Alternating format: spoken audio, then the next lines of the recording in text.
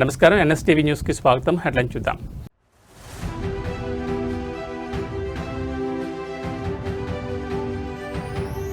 ప్రధాని మోడీ అధ్యక్షతన కేంద్ర కేబినెట్ కీలక భేటీ. యుద్ధ మేఘాల వేళ చమురు ధరలపై నజర్.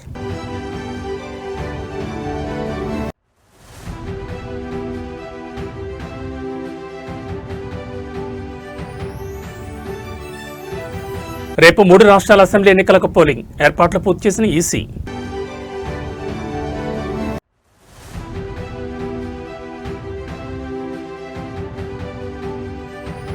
కాళేశ్వరం కమిషన్ నివేదికపై వేడని ఉత్కంఠ. తీర్పును ఏప్రిల్ 22కు వాయిదా వేసిన హైకోర్టు.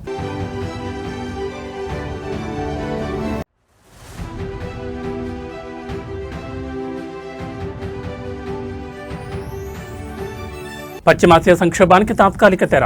ఇరాన్పై దాడులకు విరామం ప్రకటించిన ట్రంప్.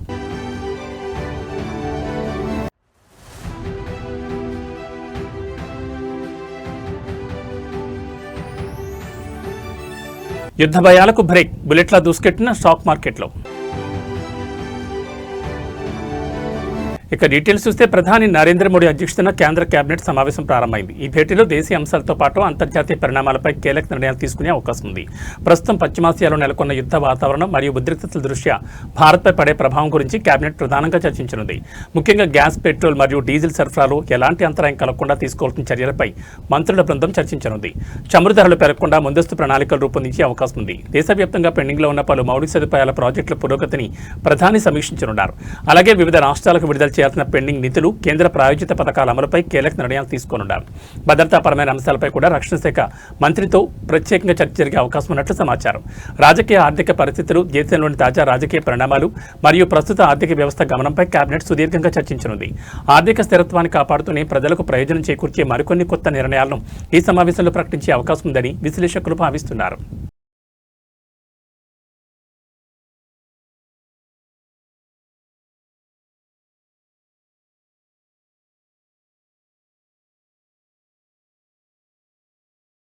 కేరళ, అస్సాంతో పాటు కేంద్రపాలిత ప్రాంతం పుదుచ్చేరిలో అసెంబ్లీ ఎన్నికల ప్రచారం ముగిసింది. మంగళవారం సాయంత్రం 5 గంటల తర్వాత ఎన్నికల ప్రచార రథాలు మూగపోయాయి. కాగా ఈ 3 రాష్ట్రాల్లో రేపు పోలింగ్ జరగనుంది. కేరళలో 140 అసెంబ్లీ స్థానాలకు గాను 30,471 పోలింగ్ కేంద్రాలు, అస్సాంలో 120 అసెంబ్లీ స్థానాలకు గాను 31,486, పుదుచ్చేరిలో 30 అసెంబ్లీ స్థానాలకు గాను 1,099 పోలింగ్ కేంద్రాల్లో ఎన్నికల కోసం అధికారులు పకడ్బందీగా ఏర్పాట్లు చేశారు. అయితే ప్రజా ప్రాతినిధ్య చట్టం 1951లోని సెక్షన్ 126 ప్రకారం ఎన్నికల ప్రచారం ముగిసిన తర్వాత బహిరంగ సభలు, ఊరేగింపులు, ర్యాలీలు, ప్రచారాలు చేయడం నిషేధమని ఎన్నికల సంఘం తెలిపింది. అలాగే ఎలక్ట్రానిక్, సోషల్ మీడియా వేదికల ద్వారా ఎన్నికలకు సంబంధించిన కంటెంట్ను ప్రచారం చేయకూడదని పేర్కొంది. అంతేకాకుండా బల్క్ ఎస్ఎంఎస్లు, ఫోన్ కాల్స్, ఆన్లైన్ ప్లాట్ఫామ్ల ద్వారా ఓట్ల కోసం అభ్యర్థించడం నేరమని తెలిపింది. స్వేచ్ఛాయుతమైన, నిష్పక్షపాతమైన ఎన్నికల వాతావరణాన్ని నిర్వహించేందుకు ఈ నిబంధనలను అమలు చేయనున్నట్లు స్పష్టం చేసింది. అలాగే గురువారం ఉదయం 7 గంటల నుంచి సాయంత్రం 6:30 గంటల వరకు ఎగ్జిట్ పోల్స్పై ఎన్నికల సంఘం నిషేధం విధించింది. తమిళనాడులో ఈ నెల 23న, పశ్చిమ బెంగాల్లో 23, 29 తేదీల్లో 2 విడతలుగా పోలింగ్ జరగనుంది. వీటితో పాటు కేరళ, అస్సాం, పుదుచ్చేరి రాష్ట్రాల ఎన్నికల ఫలితాలు మే 4న వెలువడనున్నాయి.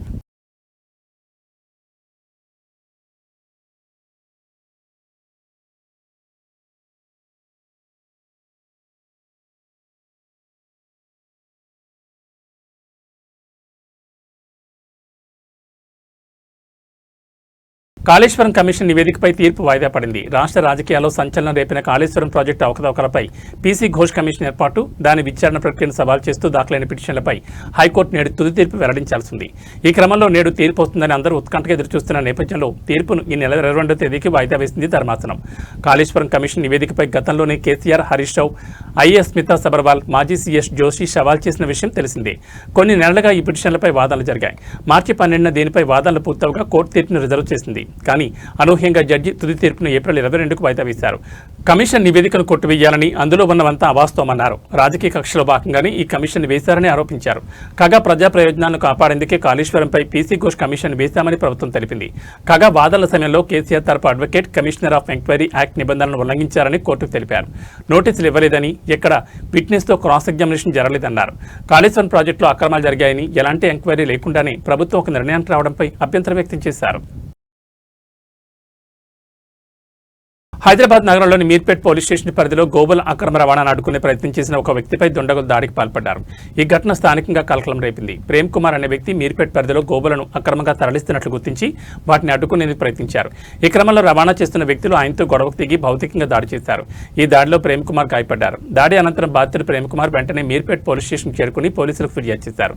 తనపై దాడి చేసిన వారిని కఠినంగా శిక్షించాలని, అలాగే అక్రమంగా గోవులను తరలిస్తున్న ముఠాపై చర్యలు తీసుకోవాలని ఆయన కోరారు. బాధితుడి ఫిర్యాదును స్వీకరించిన పోలీసులు కేసు నమోదు చేసి దర్యాప్తును ప్రారంభించారు. ఘటనా స్థలంలోని సీసీటీవీ ఫుటేజీలను పరిశీలిస్తున్నారు. నిందితులను త్వరలోనే పట్టుకుంటామని పోలీసులు తెలిపారు. అక్రమ రవాణాకు ఉపయోగిస్తున్న వాహనం ఎక్కడి నుంచి వచ్చింది, ఎక్కడికి వెళుతోంది అనే కోణంలో విచారణ జరుపుతున్నారు.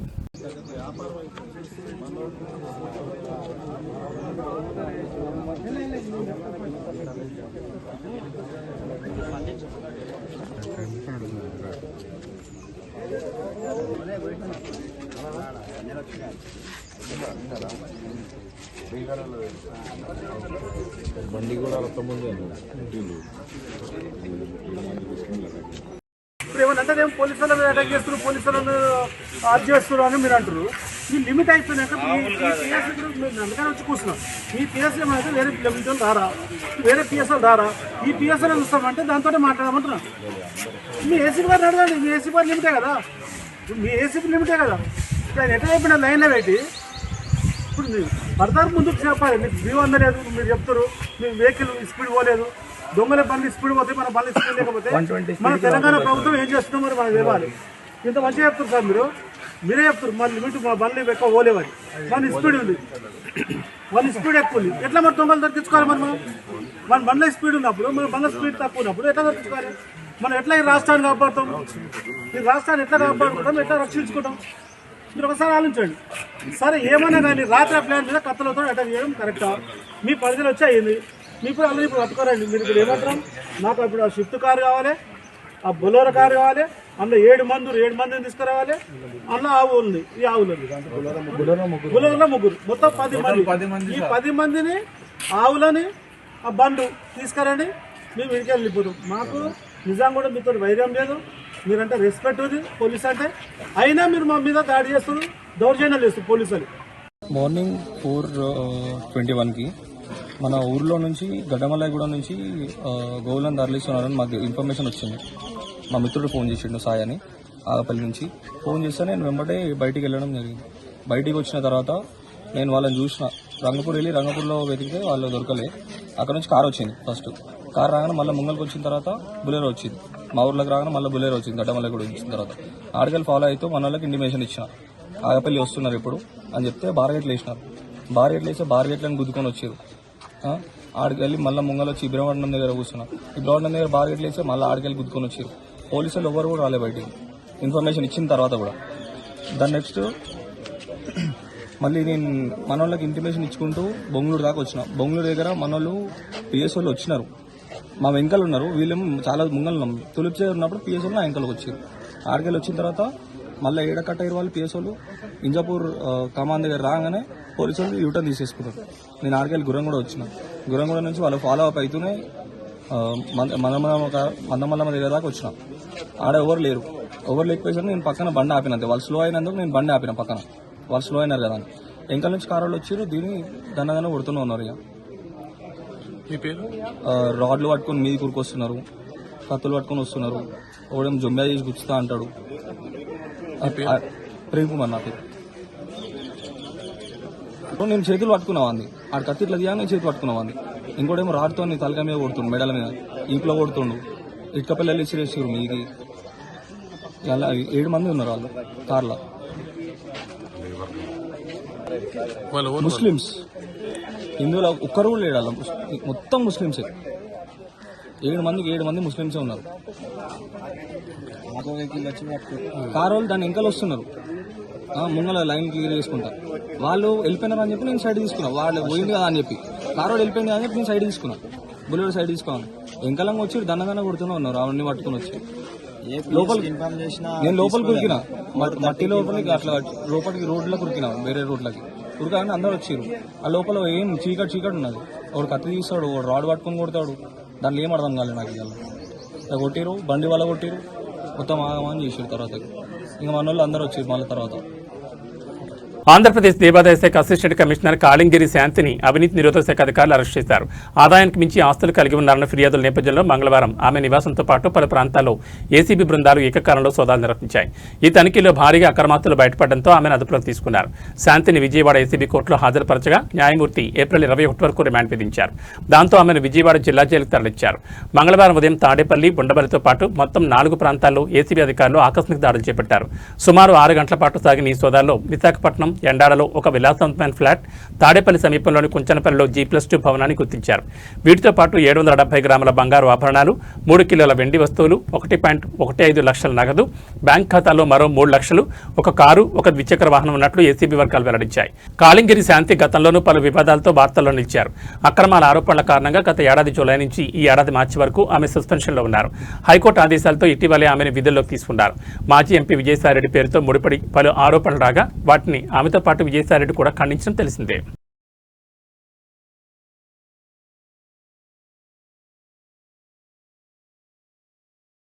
విజయవాడ టెర్రర్ లింక్లో హైదరాబాదీ సైదా బేగం విచారణలో సంచలన విషయాలు వెలుగులోకి వచ్చాయి. మహిళలను ఉగ్రవాదం వైపు ఆకర్షించేలా సైదా బేగం బాధ్యత తీసుకున్నట్లు గుర్తించారు. మహిళలను రిక్రూట్ చేసుకునేలా సైదా బేగంకు ఉగ్రవాదుల టార్గెట్ ఇచ్చినట్లు విచారణలో వెల్లడైంది. ఇప్పటి వరకు 42 మంది అమ్మాయిలను సైదా రిక్రూట్ చేసినట్లు అధికారులు గుర్తించారు.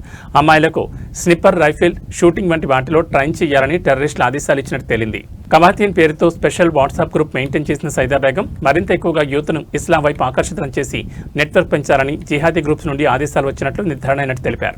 ఇందులో Osama bin Laden, Zakir Naik video share చేస్తూ అమ్మాయిలను ఉగ్రవాదం వైపు మళ్లించింది సైదా బేగం. ఇన్స్టాగ్రామ్లో 40 అకౌంట్లు తెరిచి జిహాదీ వీడియోలు పోస్ట్ చేస్తూ యూత్లో ఐడియాలజీ నింపింది. మదర్సాల్లో మతపరమైన శిక్షణ అయ్యాక వెపన్ ట్రైనింగ్కు సన్నాహాలు చేసినట్లు వెల్లడైంది. వాట్సాప్, ఇన్స్టా అకౌంట్లో కుప్పల కొద్దీ పీడీఎఫ్ ఫైల్ స్వాధీనం చేసుకున్నారు పోలీసులు. బ్లాక్ పౌడర్ మేకింగ్, పేలుడు పదార్థాల తయారీ వంటి వీడియోలు ఉన్నట్లు గుర్తించారు. వీటిని ట్రైనింగ్, రిక్రూట్మెంట్కు సంబంధించినవిగా గుర్తించారు. ప్రస్తుతం ఉగ్రవాద లింకులపై పోలీసులు లోతుగా దర్యాప్తు చేస్తున్నట్టు తెలిపారు. తర్వాత ఉగ్రవాద నెట్వర్క్లో మరిన్ని వివరాలు వెలుగులోకి వచ్చే అవకాశం ఉంది.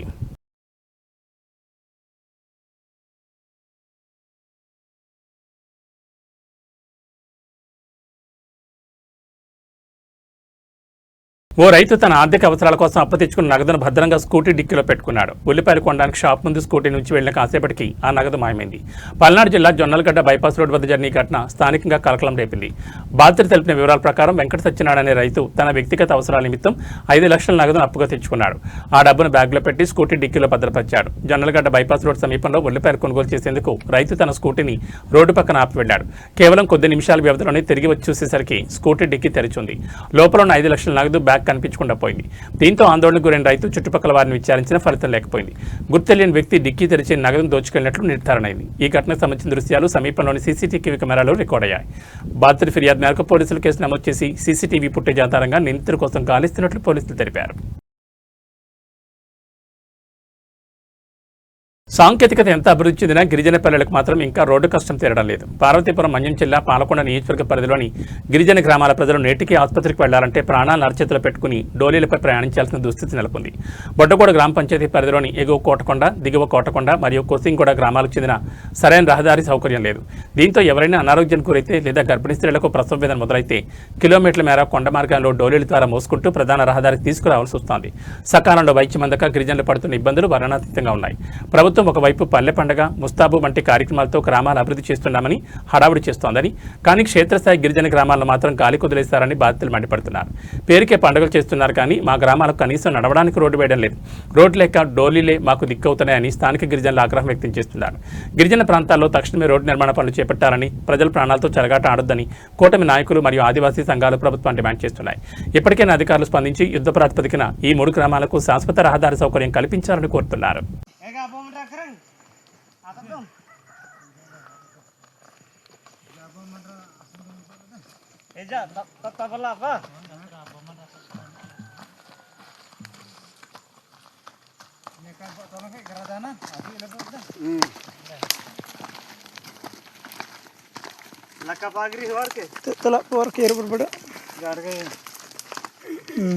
అందరికీ నమస్కారం. నా పేరు పాలక నరేష్. పార్వతీపురం, మన్యం జిల్లా, కోటకొండ గ్రామం, బామ్ని మండలం, బొడ్డుగూడ గ్రామ పంచాయతీ. ఇప్పుడు వరకు ఇంకా మాకు రోడ్డు సౌకర్యాలు అన్నది మాకు ఎవరు పెద్ద పై అధికారులను ఇంతవరకు మాకు ఏది కల్పించలేదు. కావున ఇందుకు మా గ్రామంలో ఎటువంటి సమస్యలు వచ్చినా కానీ బాధ వచ్చినా కానీ ఇలాగా దోణి కట్టుకుంటూ ఇలాగ మోసుకుంటూ తీసుకెళ్ళవలసి వస్తుంది. చూస్తే బామిని నుంచి కోటకొండ నుంచి బామిని చూస్తే సుమారుగా 10 కిలోమీటర్లు 6-7 కిలోమీటర్లు వస్తుంది. మా సమస్యని అర్థం చేసుకుంటారని పై అధికారులను తెలియచేస్తూ ఈ చిన్ని మాటలతో ముగిస్తున్నాము. హైదరాబాద్ వనస్థలిపురం పోలీస్ స్టేషన్ పరిధిలోని హస్తినాపురంలో అర్ధరాత్రి ఘోర రోడ్డు ప్రమాదం జరిగింది. మధ్యమత్తులో కారు నడుపుతూ డ్రైవర్ సృష్టించిన బీభత్సానికి 2 బీటెక్ విద్యార్థులు ప్రాణాలు కోల్పోగా మరో వ్యక్తి పరిస్థితి విషమంగా ఉంది. మధ్యమత్తులో ఉన్న కారు డ్రైవర్ అమిత వేగంతో అజాగ్రత్తగా కారు నడుపుతూ హస్తినాపురం వద్ద తొలుత రోడ్డుపై నడుచుకుంటూ వెళ్తున్న ఒక వ్యక్తిని ఢీకొట్టాడు. ఆ తర్వాత బైక్పై వెళ్తున్న 2 బీటెక్ విద్యార్థులను బలంగా ఢీకొట్టారు. ప్రమాద తీవ్రత ఎంతలా ఉందంటే బైక్ను సుమారు 100 మీటర్ల మేర ఇచ్చుకెళ్లిన కారు అనంతరం రోడ్డుపై పల్టీ కొట్టింది. ఈ భీకర ప్రమాదంలో బైక్పై వెళ్తున్న 2 విద్యార్థులు అక్కడికక్కడే మృతి చెందారు. వీరిని బీటెక్ చదువుతున్న యువకులుగా గుర్తించారు. కాగా కారు ఢీకొన్న మరో వ్యక్తికి తీవ్ర గాయాలు కావడంతో చికిత్స నిమిత్తం స్థానిక ఆసుపత్రికి తరలించారు. ప్రస్తుతం అతని పరిస్థితి విషమంగా ఉన్నట్లు సమాచారం. కారు నడిపిన వ్యక్తి మద్యం సేవించున్నట్లు పోలీసులు ప్రాథమికంగా నిర్ధారించారు. మద్యం మత్తులో నియంత్రణ కోల్పోయి అతివేగంగా డ్రైవ్ చేయడమే ఈ వివాదానికి కారణమని స్థానికులు ఆగ్రహం వ్యక్తం చేస్తున్నారు. పోలీసులు ఘటనా స్థలాన్ని చేరుకుని మృతదేహాలను పోస్టుమార్టం నిమిత్తం తరలించారు. ఈ ఘటనపై కేసు నమోదు చేసిన వనస్థలిపురం పోలీసులు డ్రైవర్ అదుపులోకి తీసుకుని దర్యాప్తు చేస్తున్నారు.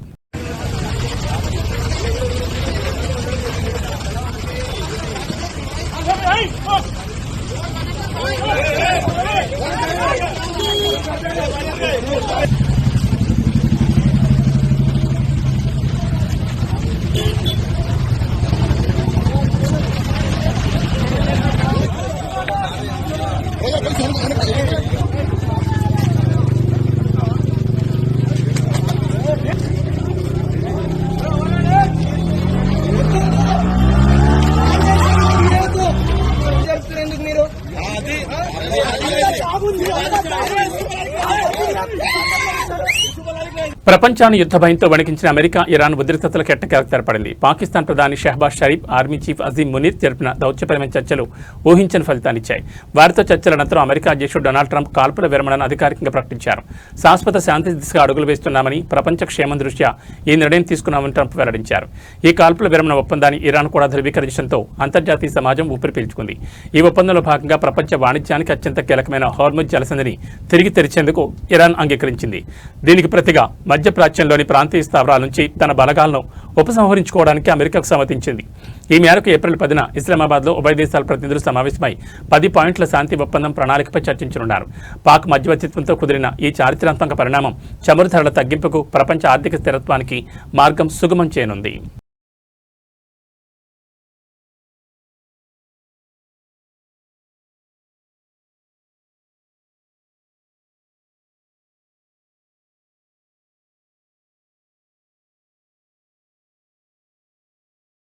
కొనుగోలుదారులకు బంగారం, వెండి ధరలు ఊహించని షాక్ ఇచ్చాయి. బుధవారం ఉదయం 10 గంటల తర్వాత హైదరాబాద్ బులియన్ మార్కెట్లో ఈ 2 లోహాల ధరలు భారీగా పెరిగాయి.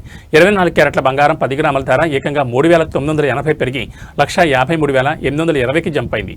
22 క్యారెట్ల బంగారం 10 గ్రాముల ధర 3,650 పెరిగి 1,41,000కి చేరింది. మరోవైపు వెండి ధర కూడా పెరిగింది. కిలో వెండిపై 10,000 పెరిగింది. ప్రస్తుతం కేజీ వెండి ధర 2,65,000కి చేరింది. ఇరాన్పై ట్రంప్ కాల్పుల విరమణ ఒప్పందం ప్రకటించడంతో క్రూడ్ ఆయిల్ ధరలు భారీగా తగ్గగా స్టాక్ మార్కెట్లు భారీ లాభాలతో మొదలయ్యాయి. ఈ క్రమంలో బంగారం, వెండి ధరలు తగ్గుతాయని ఎదురుచూస్తున్న వారికి నిరాశ ఎదురైంది. సీజ్ ఫైర్ ప్రకటనతో బంగారం, వెండిపై పెట్టుబడులు పెరగడం, కొనుగోళ్లకు డిమాండ్ ఉండడంతో వీటి ధరలు పెరిగినట్లు మార్కెట్ నిపుణులు చెబుతున్నారు.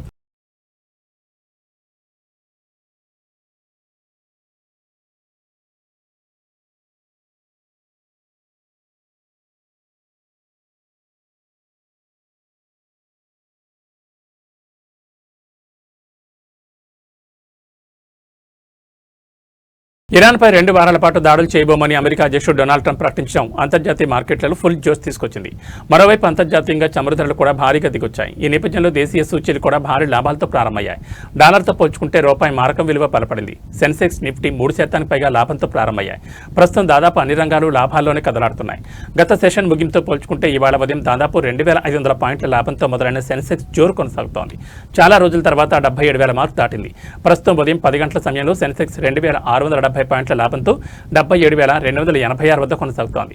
మరోవైపు నిఫ్టీ కూడా లాభాల బాటలోనే సాగుతోంది. ప్రస్తుతం 777 పాయింట్ల నష్టంతో 23,900 వద్ద కదలాడుతోంది. సెన్సెక్స్ నిఫ్టీలో అశోక్ లేలాండ్, ప్రెస్టీజ్ ఎస్టేట్, ఇంటర్గ్లోబ్ ఏవియేషన్, మదర్సన్, ఎల్ఎన్టీ ఫైనాన్స్ మొదలైన షేర్లు లాభాల్లో ఉన్నాయి. ఆయిల్ ఇండియా, నాల్కో, ఓఎన్జీసీ, కోల్ ఇండియా, సన్ఫార్మా మొదలైన షేర్లు నష్టాల బాటలో కొనసాగుతున్నాయి. నిఫ్టీ మిడ్ క్యాప్ ఇండెక్స్ 1843 పాయింట్ల లాభంతో ఉంది. బ్యాంక్ నిఫ్టీ 2473 పాయింట్ల లాభంతో ఉంది. డాలర్తో పోల్చుకుంటే రూపాయి మారక విలువ 92.55గా ఉంది.